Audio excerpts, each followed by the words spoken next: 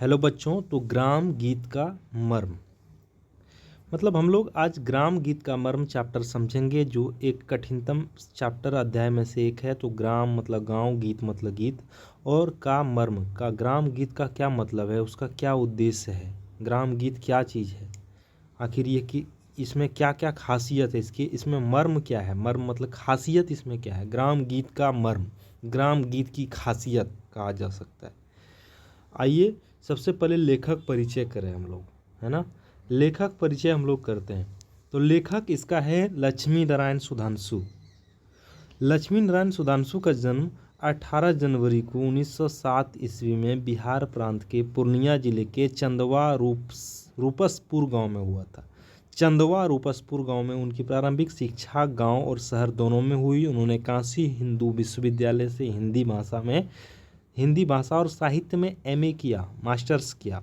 वे छात्र जीवन हिंदी में किया, वे छात्र जीवन से ही राजनीति में रुचि लेने लगे। आज़ादी की लड़ाई में उन्होंने सक्रिय एक्टिव रोल प्ले किया और 1942 के आंदोलन में वह जेल भी गए थे, है ना। 1900 भारत छोड़ो आंदोलन में वह जेल भी गए थे। उनकी निर्मम यातनाएं यानी दुख यातनाएं मतलब दुख सही थी। आते हैं साहित्यिक जीवन। एक कथाकार के रूप में छात्र जीवन से ही इनका आरंभ हो गया था। भ्रातृ प्रेम नामक मतलब भाई से प्रेम, भ्रातृ प्रेम नामक एक उपन्यास 1926 में तथा उनकी दो कहानी संकलन गुलाब की कलियां और रस रंग क्रमशः 1928 और 1929 में प्रकाशित हो चुके थे। कौन कौन तो याद रखिएगा, गुलाब की कलियां और रस रंग, ये दो कहानी संकलन है। उपन्यास उनका मात्र एक है जो है भ्रातृ प्रेम, 26-27 में नहीं बल्कि 28-29 में प्रकाश। अब है परंतु कलाकार के रूप में उनका कोई खास स्थान उन्होंने कलाकार के रूप में नहीं बना पाया। साहित्यिक क्षेत्र में उनकी विशेष प्रसिद्धि एक सूधी समीक्षक के रूप में है। सूधी मतलब अच्छी, समीक्षक मतलब समीक्षा करने वाले के रूप में, जो कि यह समीक्षा करते हैं कि कोई भी साहित्य अच्छा है, उसमें क्या गलतियां हैं, क्या त्रुटियां हैं, ये समीक्षक के रूप में।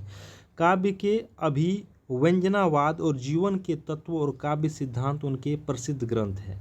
तो उनका प्रसिद्ध ग्रंथ कौन है? काव्य में अभिव्यंजनावाद और जीवन के तत्व और काव्य सिद्धांत उनके प्रसिद्ध ग्रंथ हैं। अब सुधांशु जी समर्थ पत्रकार, एक अच्छे समर्थ पत्रकार, उच्च कोटि के संस्मरण लेखक भी थे। संस्मरण मतलब जो अपने मेमोरी की में देखी हुई चीज़ों को वह क्या करते हैं, लिखते हैं या लिख लेते हैं। जो चीज़ देखे हैं उनके सामने से गुजरा है तो वो संस्मरण लेखक जो से उतार देता है। उन्होंने अवंतिका जैसी मशहूर पत्रिका का संपादन किया।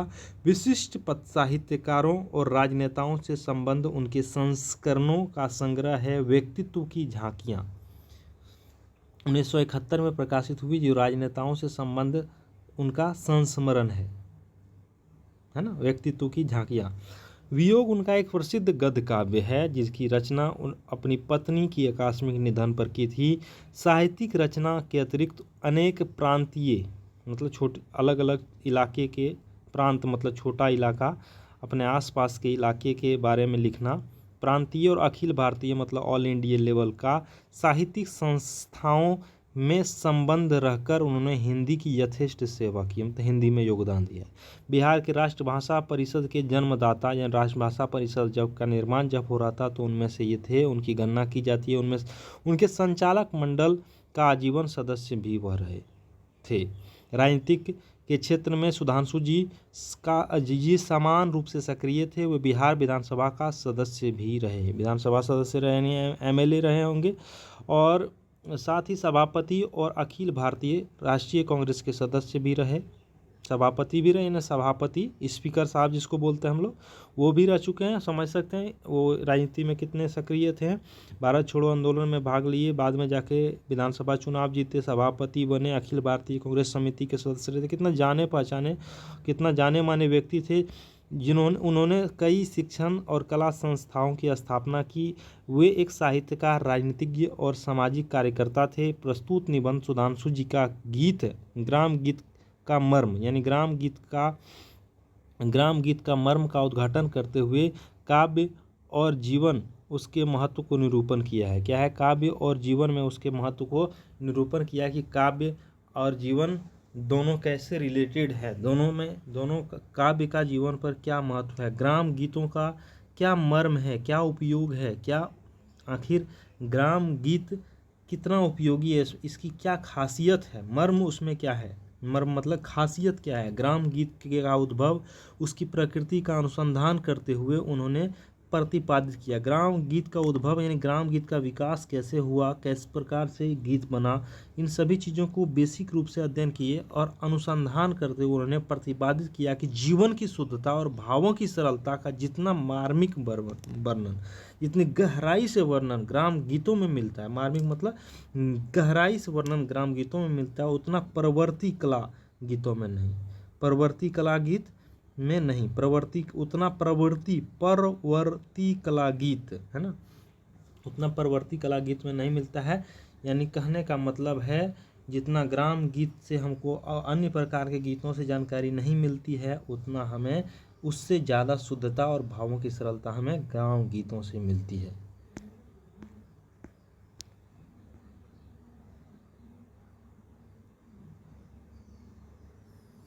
अब ग्राम गीत का मर्म, ग्राम गीत की खासियत, साधारण लैंग्वेज में बोले तो किसी देश की काव्य का उद्भव साधारणतः वहाँ के दंत कथाओं मतलब ऐसी कथा जिसका कोई तथ्य नहीं है, तथ्यहीन है, यानी एक तरह से यह कोई साबित नहीं कर सकता है कि ऐसी कथा हुई ही है, कुछ बनावटी कथा भी होती है, ग्राम गीतों से होता है, दंतहीन कथाओं और ग्राम गीतों से होता है। कहा जाता है देश का काव्य उद्भव, कविता का उद्भव, काव्य उद्भव, लेखन का उद्भव उस जगह से होता है, दंत कथाओं से होती, झूठी कथाओं या तथ्यहीन कथाओं या जो प्रचलित कथा गांव में होती जिसका कोई तथ्य नहीं है, या गांव के गीतों से ही होता है, इनका मानना है। उन्होंने ऐसा बोला है। उनके उत्तरोत्तर, ध्यान से समझिएगा यह कुछ चैप्टर, तभी आपको यह समझ में आएगा, काफ़ी मार्मिक है, काफ़ी गहराई से इसमें वर्णन किया गया है ग्राम गीत का महत्व को। तो आप ध्यान से समझिएगा कि उनका उद्भव कैसे और किस प्रकार से वह जीवन के अन्य क्षेत्रों में उनका महत्व है। उनके उत्तरोत्तर का कलात्मक विकास में मानव जीवन के महत्व की सन्निहिति और उनकी विविधता का आलोचना रहता है। किनके उत्तरोत्तर मतलब बाद वाला, यानी उनके बाद वाला जो कलात्मक विकास है, कवि साहब लेखक के बाद के जो कलात्मक विकास है उसमें मानव जीवन के महत्व की सन्निहिति है। सन्निहिति मतलब मानव जीवन के महत्व का संग्रहण है, उनकी विविधता का आलोचना रहता है। उनके उत्तरोत्तर बाद के कलात्मक विकास में मानव जीवन के महत्व की सन्निहिति, मतलब उसमें क्या है, मानव जीवन की महत्व को एकत्रित किया गया है। इनके उत्तरोत्तर कला विकास में लेखक के जो बाद में इनके अंदर लिखने की क्षमता डेवलप हुई, तो मानव के महत्व और उनकी विविधता का सन्निहिति और विविधता का आलोचना रहता है। अब सामाजिक जीवन और काव्य दोनों मिलाकर देखने से यह पता चलता है, आलोचना मतलब उसका बुराई रहता है, विविधता की आलोचना रहता है, जो विविधता है, अलग विविधता मतलब डाइवर्सिटी है, उसकी आलोचना रहता है। सामाजिक जीवन और काव्य दोनों को मिलाकर देखने से यह पता चलता है कि समाज की धारणा के मध्य में जीवन का प्रवाह किस दिशा में है। ज़्यादा कुछ खास नहीं है, सीधा सीधा है कि सामाजिक जीवन और काव्य दोनों मिलाकर देखने से समाज का जीवन जो हम लोग जी रहे हैं और उसमें सम्मिलित काव्य दोनों को मिलाकर देखने से यह पता चलता है कि समाज की धारणाएं जो है, हमारे समाज है, धारणाओं के मध्य जीवन का प्रवाह, जीवन किस ओर चल रहा है, आदमी का सोच किधर भाग रहा है, किस तरफ दिमाग चल रहा है, किस तरह की काव्य हमारे समाज में है, इससे पता चलता है ना। क्या बोल रहा है, फिर से इस लाइन को समझते हैं। सामाजिक जीवन और काव्य दोनों को मिलाकर देखने से पता चलता है कि समाज की धारणाओं के मध्य जीवन, यानी काव्य और सामाजिक जीवन दोनों को अगर एक साथ अध्ययन किया जाए तो यह पता चलता है कि मानव किस ओर इसकी दिशा है, किस ओर यह जा रहा है, प्रगति की ओर है या दुर्गति की ओर है, और कितनी दूरी तक जा भी सकता है, यह भी पता चल जाता है। तो काव्य बहुत इंपॉर्टेंट है जीवन के लिए। आगे बढ़ते हैं। परिस्थिति की परवस्था के कारण जीवन किस सीमा तक पंगु बना है। परिस्थिति की प्रवस्था मतलब हो गया परिस्थिति बस जो मानव क्या है, परिस्थिति की प्रवस्था इन परिस्थिति के वश में होने के कारण जीवन किस सीमा तक पंगु बना है। परिस्थिति के कारण भी बहुत लोग बहुत कुछ हासिल नहीं कर पाता है, वह पंगु बन जाता है क्योंकि परिस्थिति उसके फेवर में नहीं होती है। और कहाँ तक उसने परिस्थिति तथा समाज की रूढ़ियाँ पर विजय प्राप्त की है। समाज में जो रूढ़ियाँ हैं, पुरानी विचारधाराएँ हैं, जो पुरानी ऐसी चीज़ हैं जो समाज को कई चीज़ करने से रोकती है। पुरानी विचारधारा जो है और परिस्थितियाँ जो समाज में है, वह उन रूढ़ियों पर कितना विजय पाया है यह भी पता चलता है। जब हम काव्य और ग्राम्य जीवन को जोड़ के देखते हैं तो ग्राम गीतों में मानव जीवन ने उन प्राथमिक चित्रों का दर्शन होते हैं। मतलब कहा जाता है गांव के गीतों में मानव जीवन के उन प्राथमिक चित्रों का दर्शन होता है जिससे मनुष्य साधारणतः अपनी लालसा, कितना लालच है उसके अंदर, क्या चाहता है, वो वासना उसके अंदर कितना है, प्रेम कितना है, घृणा कितना है। वासना और प्रेम दो अलग अलग चीज़ है। वासना निगेटिव सेंस में प्रेम है, लगाव है, जबकि प्रेम पॉजिटिव सेंस में है, घृणा मतलब तो समझ ही रहे हैं। उल्लास विषाद समाज के मान्य धाराओं से ऊपर नहीं उठा सकता। समाज की मान्य धारणाओं से ऊपर नहीं उठा सका। ग्राम गीतों में मानव के उन प्राथमिक चित्रों का दर्शन होते हैं जिसमें मानव साधारणतः अपनी इन सभी चीज़ों को समाज की मान्य धारणाओं से ऊपर नहीं उठा सका है ना। मनुष्य के अंदर जो साधारणतः पाया जाता है लालसा, वासना, प्रेम, घृणा, उल्लास, विषाद मतलब जो दिन भर वह सोचते रहता है, विषाद में रहता है, चिंता में रहता है, को समाज की मान्य धारणाओं से ऊपर नहीं उठा सका है। ऐसी चीज़ों उन प्राथमिक चित्रों का दर्शन हमें ग्राम गीतों से हो जाता है। ये सारी चीज़ों का जो हम लोग नाम लिए, लालसा, वासना, प्रेम, घृणा, ये सब उन प्राथमिक मानव जीवन का उन प्राथमिक चित्रों का दर्शन हमें ग्राम गीतों में हो जाता है कि मानव उससे ऊपर नहीं उठ सका है। अपने हृदयगत भावनाओं को प्रकट करने में उसने कृत्रिम शिष्टाचार का प्रतिबंध भी नहीं माना है। जो कृत्रिम शिष्टाचार होता है कि बड़ों का आदर करना, छोटों का सम्मान करना, या अन्य प्रकार के, गुरुजी को देखो तो प्रणाम गुरुजी, ये जो कृत्रिमता से आदमी बना दिया गया, जो कि नेचुरल नहीं होता है बहुत सारा शिष्टाचार लोगों में, वो चीज़ जैसे बड़ों अधिकारी आए तो सैल्यूट मारना, ये सब कृत्रिम जो शिष्टाचार है, जो कहने का मतलब जो मानव ने खुद ही बनाया है, ये करना चाहिए। इन अपनी हृदयगत भावनाओं को प्रकट करने में वह इन कृत्रिम शिष्टाचारों का प्रतिबंध भी नहीं माना है। मानव क्या करता है, अपनी हृदयगत भावना जो व्यक्त करता है, जैसे कि अगर किसी को दुख होता है, पीड़ा होता है, और दुख हो के उसके दिल से कोई गाना निकल गया और बगल में गुरु जी हैं, और ऐसा माना जा रहा है कि गुरु के सामने ऐसा गाना नहीं गाना चाहिए, लेकिन तब भी मानव उस गाना को गा दिया।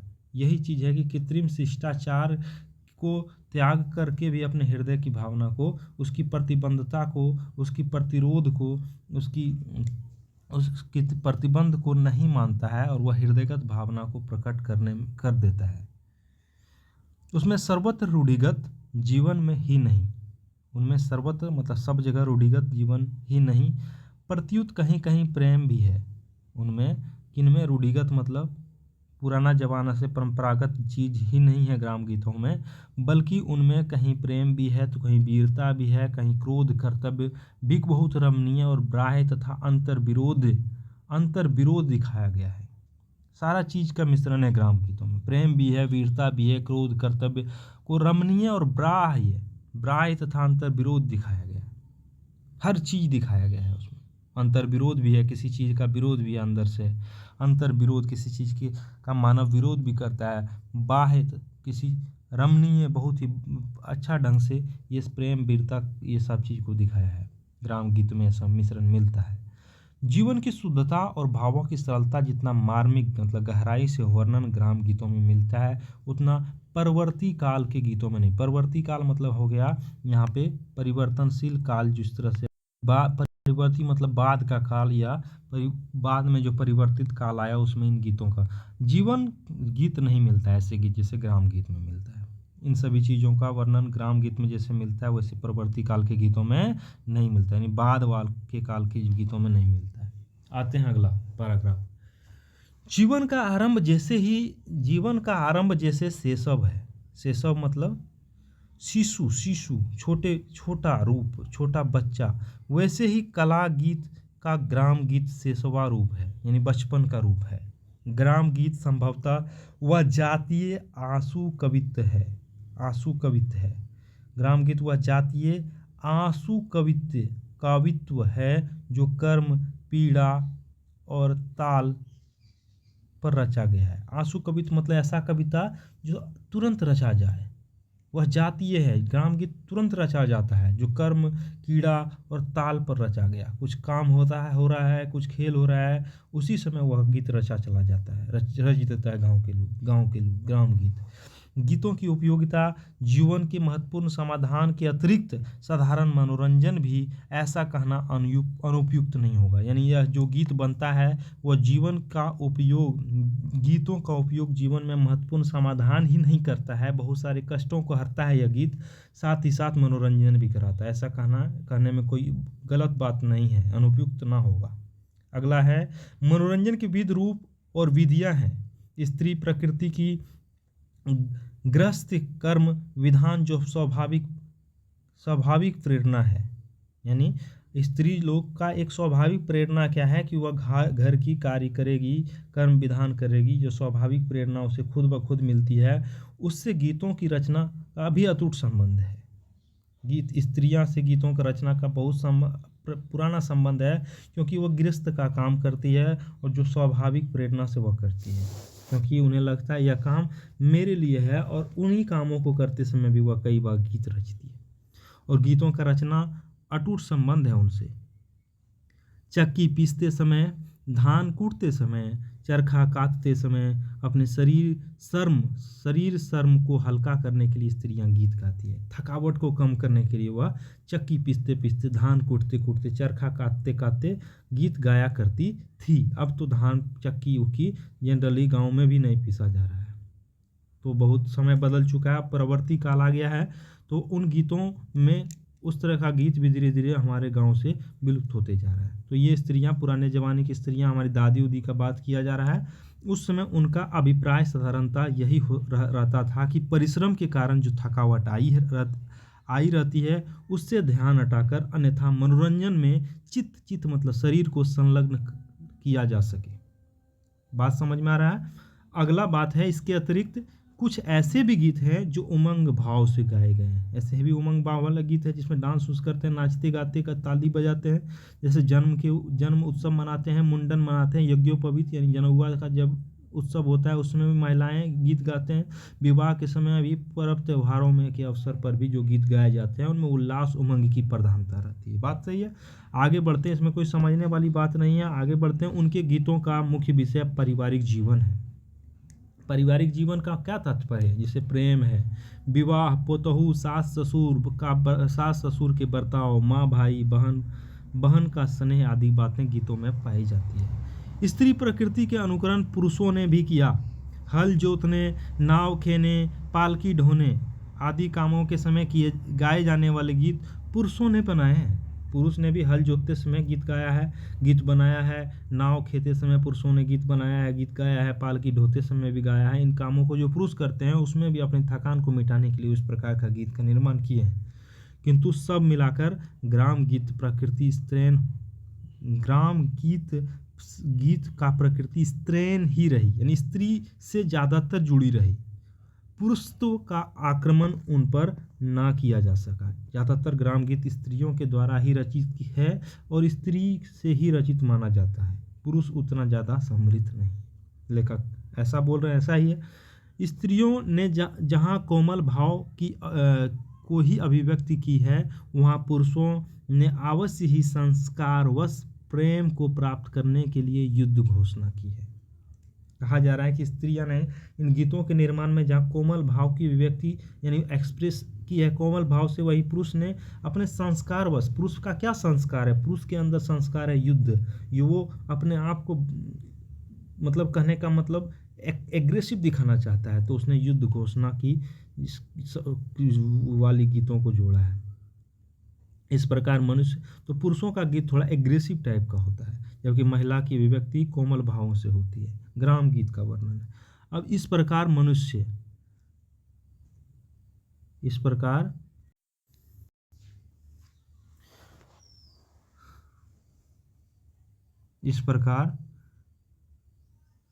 मनुष्य की दो सनातन प्रवृत्ति, प्रेम और युद्ध का वर्णन ग्राम गीतों में मिलता है। प्रेम का वर्णन ज़्यादातर स्त्रियां करती है, युद्ध का वर्णन ज़्यादातर पुरुषों के द्वारा गीतों में किया गया है। तत्वतः ग्राम गीत हृदय की वाणी है, मस्तिष्क की ध्वनि नहीं। हृदय की वाणी है, वह मस्तिष्क की सोची समझी बनाई गई गीत नहीं है, बल्कि हृदय से निकली हुई ध्वनि है। उनकी उद्भावना व्यक्तिगत जीवन के उल्लास विषाद को लेकर भले ही हुई हो। उनकी उद्भावना मतलब ये उत्पन्न, ये गीत बना चाहे उल्लास खुशी से हो या चिंता से हो, लेकिन बनी है तो, किंतु मानव जातीयता में उसकी सारी व्यक्तित्व, यानी यहाँ व्यक्तित्व मतलब व्यक्तित्व हो के विशेष अंतर्निहित हो गई है। यानी मानव जीवन की सारी व्यक्तित्व की विशेषता उसमें अंकित है। ग्राम गीतों में हर चीज अंकित है, हर व्यक्तित्व, हर प्रकार के छवि को वर्णित किया गया है। उनकी अपूर्वता इस बात में है कि वे व्यक्ति को साथ लेकर भी उसको प्रधान न रख, क्या है, वे व्यक्ति को साथ लेकर भी उसको प्रधान न रख, उपलक्ष्य बनाकर भावों की स्वाभाविक गहराई या मर्मकता के साथ अग्रसर हुए हैं।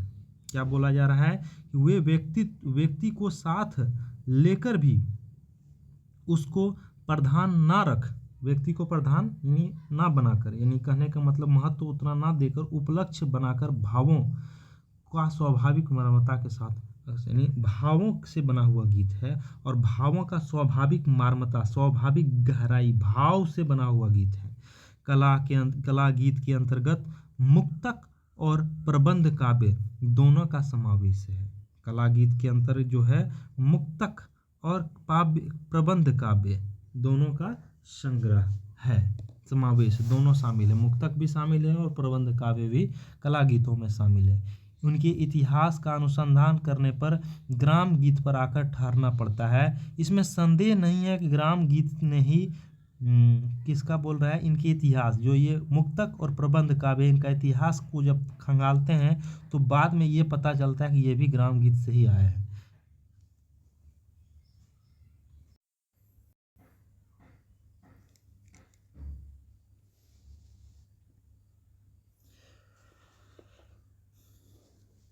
तो इनके इतिहास का अनुसंधान करने पर भी ग्राम गीतों पर आकर ही ठहरना पड़ता है। इसमें संदेह नहीं है कि ग्राम गीतों से काल्पनिक और वैचित्र्यपूर्ण कविताओं का विकास हुआ है। विचित्रपूर्ण मतलब अलग अलग प्रकार का, अद्वितीय प्रकार का कविताओं का विकास और काल्पनिक कविताओं का विकास भी हुआ है।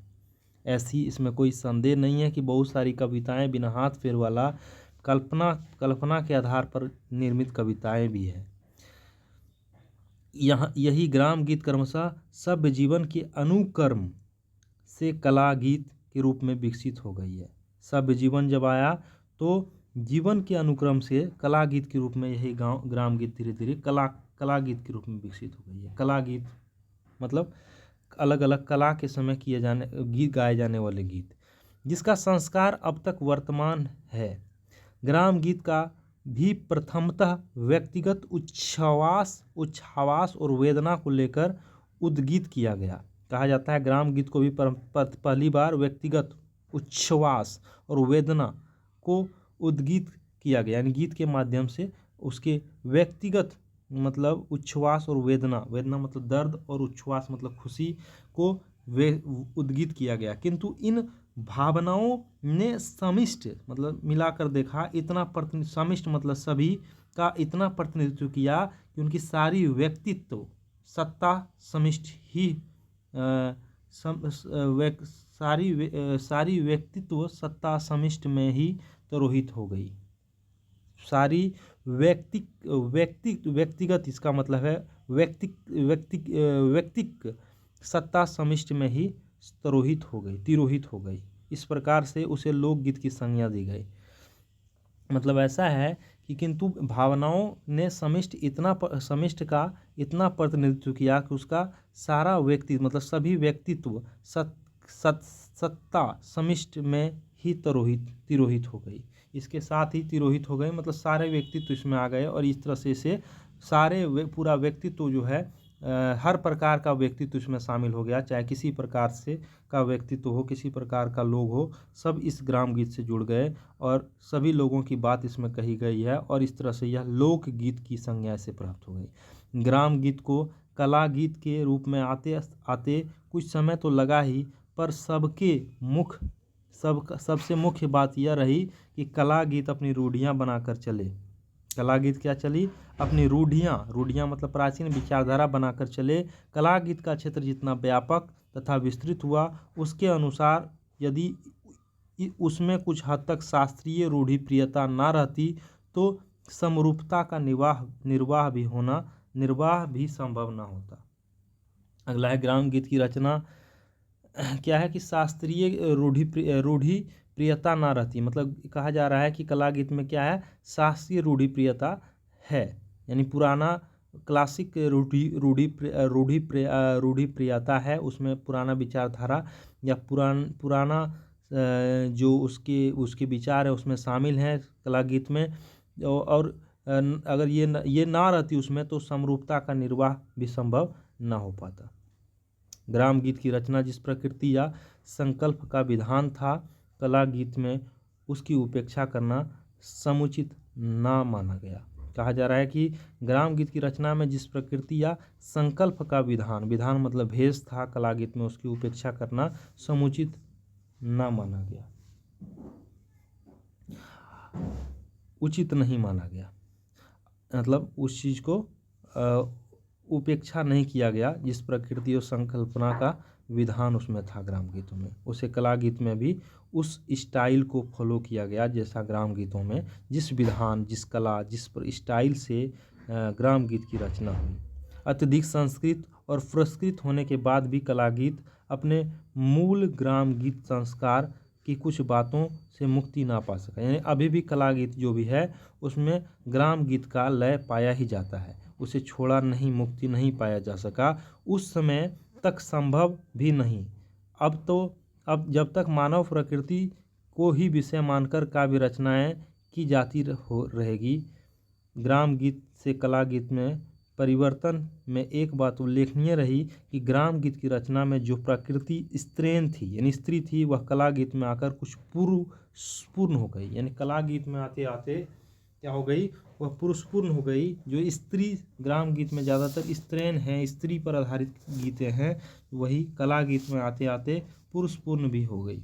स्त्री पुरुष रचयिता के दृष्टिकोण से जो सूक्ष्म स्वाभाविक भेद हो सकता है वह ग्राम गीत और कला गीत की अंतर प्रकृति में बना रहा है। कहा जा रहा है कि सूक्ष्म और स्वाभाविक भेद जो स्त्री और पुरुष रचयिता के दृष्टिकोण में, स्त्री और पुरुष के रचयिता के दृष्टिकोण में सूक्ष्म और स्वाभाविक भेद जो हो सकते हैं वह ग्राम गीत और कला गीत की अंतर प्रकृति में बना रहा। ग्राम गीत में स्त्री की ओर से पुरुष के प्रति प्रेम का जो आसन्न थी, यानी जो उनका स्थान था, जो निकटता था, आसन्नता थी मतलब निकटता था, वह कला गीत में वसुधा पुरुष के उपकर्म के रूप में परिवर्तित हो गई। कला गीत में पुरुष जो है अब महिला की आसन्नता को दिखाने का प्रयास किया गया है, जबकि उस ग्राम गीत में महिलाओं को पुरुष की ओर आसन्नता दिखाया गया है, यानी बहुधा पुरुष उपकर्म के रूप में। राजा रानी राजकुमार राजकुमारी या ऐसे समाज के किसी विशिष्ट वर्ग के नायक को लेकर काव्य रचना की प्रणाली बहुत प्राचीन काल से चली आ रही है, जिसका संस्कृत साहित्य में विशेष महत्व था। ठीक है, इस सब कोई विशेष बात नहीं है। उसका प्रधान कारण यह था कि वैसे विशिष्ट व्यक्तित्व के लिए साधारण जनता के हृदय में उनके महत्व की प्रतिष्ठा बनी हुई थी। क्या है कि उनका प्रधान कारण यह था कि विशिष्ट व्यक्तित्व, खास व्यक्तित्व था उनके पास, जिसके कारण साधारण आम जनता जो थे उसमें इन लोगों, राजा रानी लोगों का महत्व बना ही रहा कि ये लोग महान आदमी हैं, इनका महत्व बना रहा, प्रतिष्ठा बनी रही। उनमें धीरोदत्ता, दक्षता, तेजस्वता, रूढ़वंशता, वागिमता आदि गुण स्वाभाविक माने जाते थे। मतलब उनमें, फिर से पढ़ा जाए इन शब्दों को, धीरोदत्ता, दक्षता, तेजस्वता, रूढ़वंशता, वाग्यमता आदि गुण स्वभाव, मतलब इन लोगों में ऐसा माना जाता था कि ये धीरोदत्ता, दक्षता, ये दक्ष हैं, तेजस्विता है उसमें, उसके अंदर रूढ़वंशता है ना, अगर राजा का बेटा है तो राजा ही है, वगिमता आदि गुण स्वाभाविक माने जाते थे। मानव होते हुए भी उनकी महना, विशिष्टता, प्रतिष्ठा आदि प्रभावोत्पादक संस्कार जनता के चित्त पर पड़ा था। मानव होते हुए भी उनकी महना, विशिष्टता, प्रतिष्ठा आदि का प्रभावोत्पादक संस्कार जनता के चित्त पर पड़ा। ऐसे चरित्र को लेकर काव्य रचना में रसोत्कर्ष का काम किया, यानी इन सभी पात्रों को लेकर क्या किया, काव्य रचना रसोत्कर्ष का काम बहुत कुछ सामाजिक धारणा के बल पर ही चल रहा था। किंतु ये सब सामाजिक धारणा है कि राजा है, वह रानी है, वह ये है, वह प्रतिष्ठित व्यक्ति है, उन सभी विशिष्ट व्यक्तियों के ऊपर सामाजिक जो धारणा थी उसी पर आधारित, और उसी को वही सब क्या किया, रसोत्कर्ष का काम किया, एक रस देने का प्रदान का काम किया। और काव्य रचना उसी के आधार पर, उसी धारणा के अनुसार से राजा रानी आदि की जो छवि लोगों में थी उसी अनुसार से चल रही थी। किंतु साधारण जीवन के चित्रण में कवि का प्रतिभा का बहुत सा अंश अपने चरित्र नायक में विशिष्टता प्राप्त करने की चेष्टा में खर्च हो जाता है। क्या है, किंतु साधारण जीवन का चित्रण में कवि की प्रतिभा का बहुत सा अंश, कवि का प्रतिभा जो इस सभी कविताओं, ग्राम गीतों आदि का रचना या कविताओं का रचना करता है, उसकी प्रतिभा का बहुत सा अंश अपने चरित्र नायक, जो उसके चरित्र नायक है, उसकी विशिष्टता प्राप्त करने की चेष्टा में ही क्या हो जाता है, खर्च हो जाता है। साधारण जीवन की चित्रण में कि उस साधारण जीवन में क्या विशिष्ट है, इस चीज़ को वह खोज नहीं पाता है कभी, उसी में ज़्यादातर समय वह खोजने में लगा देता है। जबकि जो छवि राजा रानी राजकुमार आदि के मन में के बारे में बसा हुआ है, वो पुराने जमाने से बसा हुआ है, तो उसके बारे में लिखना आसान हो जाता है, तो ज़्यादा समय खर्च नहीं होता है, और वो उससे कविता का रचना उसी रूढ़िवादी विचारधारा के अनुसार हो जाता था। ग्राम गीतों में अप्रवृत्ति काव्य गीतों में ग्राम गीत की अप्रवृत्ति काव्य गीतों में भी चलने लगी, यानी वही प्रवृत्ति जो ग्राम गीत में थी वही प्रवृत्ति काव्य गीतों में भी चलने लगी। एक दुखी भिखारिन भी हृदय की उच्चता में रानी को मात देख कर सकती है, यानी हृदय की उच्चता कहा जाए, हृदय की आवाज़, हृदय का स्वर से जो हृदय की उच्चता, हृदय के अंदर से जो आवाज़ निकली एक दुखी भिखारिन की, वह जो है एक रानी से भी अच्छी हो सकती है। इसकी कल्पना तक उस समय हमें ना थी। यह बात उस समय तक, जिस समय यह ग्राम गीतों की रचना हो रही थी, उस समय हमारी कल्पना में यह बात नहीं थी। उच्च वर्ग के लोगों के प्रति समाज की विशिष्टता, यानी जो धारणा है, विशिष्टता की धारणा जो कम होने लगी, त्यों निम्न वर्ग के प्रति हमारे हृदय में आदर और स्वभाव भी जमने लगा। इस प्रकार काव्य में ऐसे पात्रों को सामान्य स्थान प्राप्त। अब छोटे छोटे लोगों को भी, राजा राम कृष्ण की जगह पे छोटे छोटे लोगों को, राजा रानी ऊंचे ऊंचे लोगों की जगह पे साधारण जनता भी अब काव्य का पात्र बनने लगा। जैसे जैसे हमारे अंदर निम्न वर्ग के प्रति आदर सम्मान आए, अब छोटे छोटे लोगों पर भी कविता गीत लिखा जाने लगा। बात आगे अगला काल का हो रहा है, आगे के समय का हो रहा है, जैसे जैसे हमारा आदर इन लोगों के प्रति हुआ। हृदय की उच्चता, विशालता किसी में हो, हृदय उच्च होना चाहिए, विशाल हृदय होना चाहिए, अच्छी सोच होनी चाहिए, चाहे राजा हो या भिखारी, उसका वर्णन करना ही कवि का काम है, यानी कर्म है। ग्राम गीत में दशरथ, राम, कौशल्या, सीता, लक्ष्मण, कृष्ण, यशोदा का नाम बहुत आए। उनमें जन समाज के बीच संबंध का प्रतिनिधित्व भी कराया। जैसे ससुर के लिए कहा जाता है दशरथ की तरह होना चाहिए, पति के लिए राम और कृष्ण, सास के लिए कौशल्या या यशोदा, देवर के लिए लक्ष्मण आदि सर्वमान्य है लोगों के बीच में। इसका कारण हमारा पिछला संस्कार है जो हम लोगों ने सीखा है, जो धार्मिक महाकाव्यों जैसे रामायण महाभारत ने हमारे चित्त, हमारे शरीर में, हमारे मन में यह डाल दिया है। एक दरिद्र गृहिणी जिसके घर में भोजन और थोड़ा सा अन्न या सोने के लिए सूप में फटक कर उसे साफ, सोने के ही सूप में उसे फटक कर साफ करती है। हमारी दरिद्रता के बीच संपत्तिहीनता का यह रूप हमारे भाव को उद्दीप्त करने के लिए उपस्थित किया गया है ना। हमारी दरिद्रता के बीच संपत्तिहीनता का यह रूप जो है हमारे भाव को उद्दीप्त मतलब उजागर करने के लिए किया गया है, उपस्थित किया गया है। ऐसे वर्णन कला गीतों में चाहे विशेष महत्व प्राप्त न करे, किंतु ग्राम गीत के वे मेरुदंड समझे जाते हैं।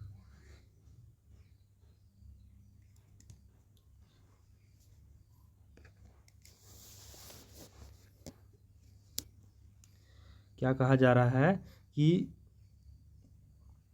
हमारी दरिद्रता के बीच संपत्तिशालीनता का यह रूप हमारे भाव को उद्दीप्त करने संपत्तिशालीनता का यह रूप हमारे भाव को उद्दीप्त करने के लिए उपस्थित किया गया है।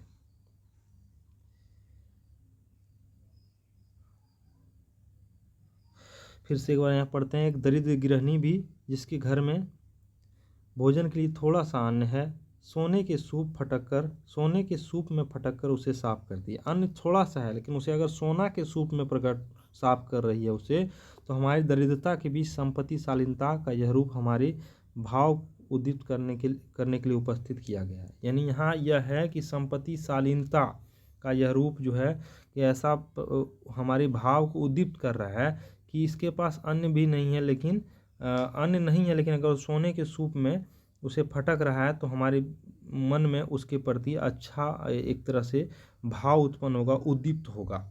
ऐसे वर्णन कला गीत में चाहे विशेष महत्व प्राप्त ना करे, किंतु ग्राम गीत के ये मेरुदंड समझे जाते हैं। ग्राम गीत में उन्हीं लोगों को दिखाया जाता है जो कि क्या करता है, भाव को उद्दीप्त कर रहा है ना, भाव को, अंदर के भाव को जगा रहा है। ऐसा गीत चाहे कला गीत में ना हो, लेकिन ग्राम गीत में जो भाव को अंदर से जगा रहा है वह दिखता है। बच्चे अब भी राजा, रानी, राक्षस, भूत, जानवर की कहानियाँ सुनने को ज़्यादा उत्कंठित रहते हैं। सही बात है, नानी की कहानियाँ ऐसा ही हुआ करती है, ये भी बात सही है। साधारण और प्रत्यक्ष जीवन में जो घटनाएं होती है, उसके अतिरिक्त जो जीवन से दूर है और प्रत्यक्ष है, जो जीवन में कोसों दूर है, जिससे जीवन से कोई संबंध भी नहीं दिखता है, उसके संबंध में कुछ जानने की लालसा उत्कंठा अधिक बनी रहती है। सबको रहती है, ये बात भी सही है। बच्चों की भांति उन मनुष्य को भी जिनका मानसिक विकास नहीं हुआ रहता है, वैसी कहानियाँ रुचिकर मालूम होती है। जिसका मानसिक विकास नहीं हुआ है, अभी बच्चा वाला दिमाग है, तो वो ज़्यादातर कहानी बंदर भालू, वैसा कहानी, बंदर तराजू से रोटी तोल रहा था तो बंदर तराजू से गेहूँ तोल रहा था, तो इस तरह का कहानी जो है, बंदर बंटवारा कर रहा था रोटियों को, इस तरह की कहानी हम लोग बचपन में सुने थे। दो बिल्ली लड़ रही थी और बंदर रोटी बंटवारा कर रहा था। इस प्रकार की कहानियाँ जिसका कोई सर पैर नहीं है, बच्चे सुनना पसंद करते हैं, क्योंकि वह जीवन से कोसों दूर है। उन्हें कुछ नई चीज़ जो जीवन से दूर हो, कहीं से सुनने की उत्कंठा उसके अंदर रहती है। इस प्रकार की उन लोगों को भी सुनने की इच्छा हो सकती है। कहा जा रहा है जिसका दिमाग पूरी तरह से विकसित नहीं है, वे कहानियाँ ज़्यादातर उन्हें रुचिकर मालूम होती है। ग्राम गीतों की रचना ऐसी प्रवृत्ति में सर्वत्र पाई जाती है। कहा जाता है ऐसी जगहों में, ऐसी ही चीज़ों के लिए, ऐसी जगहों में जिनमें भाव आता है, एक उत्कंठा आती है, एक नई प्रकार का भाव अंदर से जागृत होता है, नया कुछ जानने, नया कुछ सीखने, नया भाव अपने आप आ रही है, ऐसी प्रवृत्ति सर्वत्र ग्राम गीतों में, ऐसी रचना सर्वत्र हर जगह, सर्वत्र मतलब हर जगह पाई जाती है। मानव जीवन का पारंपरिक संबंध कुछ ऐसे विचित्र संबंध सूत्र कुछ ऐसा विचित्र है जिस बात को हम एक काल एक देश में बुरा समझते हैं, तो उसी बात को दूसरे काल और दूसरे देश में अच्छा मान लेते हैं। कहा जाता है मानव जीवन का पारंपरिक संबंध सूत्र कुछ ऐसे विचित्र चीज़ भी है जिसे एक काल यानी अभी समय में वो खराब लग रहा है, इस देश में भारत में वो खराब लग रहा है, तो हो सकता है पाकिस्तान में, या हो सके अगले काल में 10 साल के बाद आने वाले समय में वही चीज़ अच्छा लगेगा। कुछ विचित्र चीज़ ऐसे हैं मानव जीवन के पारस्परिक संबंध सूत्रों में, ऐसा चीज़ है कुछ। वही पश्चिमी काव्य जगत में रोमांस के नाम से फल फूल कर अपनी सौरभ के पूर्व को भी आकर्षित करने लगा। अपने सौरभ से पूरा, कहने का मतलब है वही पश्चिमी जगत में बोल रहा है कि जिस विचित्रवाद को हमने अबुद्धिवाद कहकर तिरस्कृत किया, है ना, वही विचित्रवाद, है ना, जिस विचित्रवाद को हमने क्या किया, जिस विचित्रवाद को हमने, जो चीज़ एक काल या उस समय हमारे देश के लिए अच्छा नहीं लग रहा था उसे हम लोगों ने तिरस्कार किया, जिस विचित्रवाद को हमने अबुद्धिवाद कहकर तिरस्कृत किया। आखिर तिरस्कृत किया है ना, पश्चिमी जो कविता है, पश्चिमी रोमांस जो आजकल चल रहा है सिनेमा में, उस चीज़ को हमने विचित्रवाद कहकर उस समय जब हम ये ग्राम गीतों का रचना हो रहा था उसको त्याग किया था ना, वही चीज़ आज हम लोगों को अच्छा लग रहा है। वही पश्चिमी काव्य जगत के रोमांस के नाम पर फल फूल कर अपने सौरभ से, है ना, अपने सौरभ से पूर्व की ओर, मतलब अपनी खुशबू से एक तरह से कहिए तो अब वो क्या कर रही है, पूरब, मतलब हम लोगों को भी आकर्षित करने लगा है। वही चीज़ जिसको हम लोग कभी त्याग दिए थे, तभी तो उसको अपनाए नहीं। ग्राम गीतों में वो सब नहीं मिलता है, लेकिन अभी हम लोग उस ओर आकर्षित हो रहे हैं। पश्चिम पूरब को आकर्षित कर रहा है।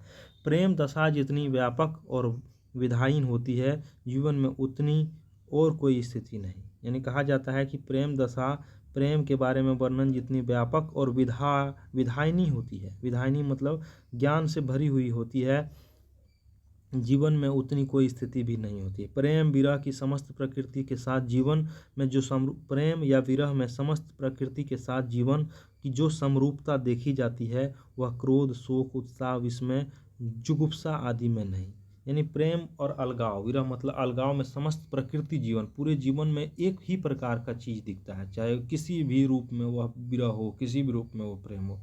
वह चीज़ क्रोध में नहीं दिखता है, शोक में नहीं दिखता है, उत्साह, विस्मय, जुगुप्सा आदि समय में नहीं दिखता है। विराहकुल पुरुष पशु, विराहकुल पुरुष पशु पक्षी लता दुम सब की अपनी वियुक्त प्रिया का पता पूछ सकता है। कह रहा है विराह कुल, मतलब विराह कुल अलगाव से युक्त पुरुष जिसमें विराह है, जो विरह है, विरहा कुल जो अपने प्रेमी से बिछड़ा हुआ पुरुष है, वो पशु से भी अपना प्रेमी का पता पूछ सकता है, पक्षी से भी, लता से भी, द्रुम से, सबसे अपनी प्रिया, वियुक्त प्रिया जो खो गई है उसकी पता पूछ सकता है। किंतु क्रुद्ध मनुष्य अपने शत्रु से पता प्रकृति से, अपने शत्रु का पता प्रकृति से कभी क्रुद्ध मानव नहीं पूछेगा। क्रोधित मानव ये नहीं पूछेगा पशु से, रे वो रावण कहाँ गया, वो शत्रु कहाँ गया मेरा, वो कभी नहीं पूछेगा। लेकिन एक विराह कुल, ये मतलब प्रेम से टूटा हुआ पुरुष फूलों से पूछेगा मेरी प्यारी कहाँ चली गई। ये चीज़ होता है। यही कारण है प्रेमी प्रकृति के साथ अपने जीवन का सहचर्य मानते हैं। क्या है, यही कारण है प्रेमी प्रेमिका प्रकृति के साथ, प्रकृति को अपने जीवन का सहचर्य मतलब साथी मानते हैं, वैसा और कोई नहीं। मनोविज्ञान का यह तथ्य काव्य में एक प्रणाली के रूप में समाविष्ट कर लिया गया है। आगे आते हैं हम लोग। प्रिय के अस्तित्व से सृष्टि व्यापनी भावना से जीवन और जगत का कोई वस्तु अलग नहीं रह सकती। ये बोल रहा है प्रिय के अस्तित्व की सृष्टि, प्रिय के अस्तित्व की सृष्टि या व्यापनी भावना से जीवन और जगत की कोई वस्तु, प्रिय की अस्तित्व प्रिय का जो अस्तित्व है से सृष्टि व्यापनी भावना से जीवन और जगत को कोई अलग नहीं। अब जीवन का यह उत्कर्ष मतलब उत्थान और विकास प्रेम दशा के अतिरिक्त अन्यंत्र सुलभ नहीं है। यानी प्रेम में ही सब कुछ है, उत्कर्ष विकास जीवन का प्रेम में ही है। वृक्ष, लता, पशु पक्षी जीवन के अनादि सहचर साथी हैं। ये सब प्रकृति हैं, साथी हैं जीवन का। प्रकृति का यह सहचर्य अब सब जीवन से बहुत दूर हट गया है। यानी सब जीवन अब इन सभी पशु पक्षी जीव से दूर चला गया। वह शहरों में रहने लगा है, लेकिन गमलों के पौधा पिंजड़े के पक्षियों के साथ शायद नहीं छूटेगा। लेकिन अभी भी गमलों में वह पेड़ लगाते हैं, पौधे लगाते हैं, पिंजड़े में पक्षी रखते हैं, उसका साथ अभी भी वह नहीं छोड़ पाए हैं। अपने दुख सुख के भावों उन पर आरोपित करते हैं। कभी पिंजड़े के तोता से बोलते हैं मिट्टू बताओ मेरी प्रेमी कहाँ गई। इस प्रकार से उससे बातें करते हैं, सुख दुख में बात एक दूसरे से करते हैं। उस पौधे से भी बात करते हैं, उसे छूते हैं, उसे महसूस करते हैं। हम उसे स्पंदित करते ही रहते हैं। काव्य में जीवन की ऐसी व्यापकता के अभाव में मानो हम विहल से बने रह जाते हैं। प्राण भक्षक को प्राण रक्षक समझने की शक्ति प्रेम में ही है ना। प्राण भक्षक जो प्राण को खत्म करने वाला है, उसे प्राण को रक्षा करने वाला समझना की शक्ति प्रेम में ही है। ग्राम गीत में ऐसा वर्णन बहुत है जहाँ नायिका अपने प्रेमी की खोज में बाघ, भालू, सांप आदि से पूछता चलती है नहीं ऐसा गांव में ग्राम गीतों में। आदि कवि वाल्मीकि विरह से पागल राम के मुख से सीता की खोज में न जाने कितने पशु पक्षी, लता, द्रुम आदि से पता पूछ पाया है। वाल्मीकि जब वर्णन करते हैं रामायण में, तो राम जब सीता को खोजने निकलते हैं तो पशु पक्षी, लता, द्रुम आदि से पता पूछ पाते हैं। इसके अतिरिक्त सीता के अनुसंधान और उनके पास राम का प्रणय संदेश पहुंचाने के लिए जो हनुमान दूत बनाकर तैयार किया, वह काव्य की इस परिपाटी का मार्गदर्शक हो गया, है ना। काव्य का इस स्टाइल, परिपाटी मतलब होता है चिन्ह, स्टाइल एक तरह से, परिपाटी मतलब मार्ग। काव्य के इस मार्ग को, जिसमें हनुमान को दूत बनाकर क्या किया गया है, सीता की खोज में भेजा गया, संदेश पहुंचाने के लिए ये किया गया है। अनुसंधान, सीता के अनुसंधान और उसके पास संदेश प्रणय पहुंचाने के लिए जो हनुमान दूत बनाकर तैयार किया, यह काव्य मार्गदर्शक हो गया है। उसके उपरांत मेघदूत, पवनदूत, हंसदूत, भ्रमरदूत आदि ना मालूम कितने दूत प्रेम संभार लिए आधम के, जो प्रेम की संभार लिए आधम के, जो दूत बनकर प्रेम की संदेश को पहुंचाते हैं। अब तो वैज्ञानिक युग में टेलीफोन, है ना, कि टेलीग्राफ, रेडियो आदि यंत्र दूत बन के हैं जो प्रेम की संदेश को पहुंचा रहे हैं। पोस्टमैन की भी यह मर्यादा मिल रही है, इसको भी पोस्टमैन दूत बोलना चाहिए और इसे भी ऐसा ही मानना चाहिए, मिलना चाहिए, ऐसा कवि लेखक बोल रहे हैं। कला गीत में पशु पक्षी, लता, दुर्म आदि से प्रश्न पूछे गए हैं, उसका उत्तर वे प्रायः मौन रहते हैं। विरही यक्ष उत्तर कुछ नहीं देते हैं। पुराण जब पशु पक्षी लता से पूछता है तो कोई उत्तर देता है नहीं। इस तरह से प्रेमी लता से कोई पूछता है तो उत्तर देगा, वो नहीं, वह मौन रहता है। विरही यक्ष का मेघदूत भी मौन रहा है। विरही यक्ष, जो यक्ष विरही प्रेम में विरह था, टूटा हुआ था, का मेघदूत भी मौन रहा। उससे भी जब मेघदूत से प्रश्न पूछा तो वह मौन रहा, किंतु ग्राम गीतों का दूत मौन नहीं रहा। ग्राम गीत जो है प्रेम का मैसेज हमेशा देता ही रहा। ग्राम गीत का दूत कभी मौन नहीं रहा, यह दूत हमेशा बोलता रहा, हमेशा प्रेम की आवाज़ को सुनाता रहा प्रेमियों को। एक प्रेमी दूसरे प्रेमी को ग्राम गीत के माध्यम से क्या कर रहा है, अपने गीतों के माध्यम से प्रेम को व्यक्त कर रहा है। तो लेखक ने बड़ा सुंदर यह ग्राम गीत जो है लिखा है, बड़ा ही मज़ा आया इसे पढ़ने में। बच्चों, आपको यह समझ के बड़ा ही अच्छा लगा होगा, तो अगर अच्छा लगा तो आप कमेंट में बताइएगा कि यह कैसा लगा आपको। यह कहानी, यह ग्राम गीत जो है, ग्राम गीत का मर्म आपको अच्छा लगा होगा, मैं श्योर शॉर्ट ये बोल रहा हूँ। धन्यवाद।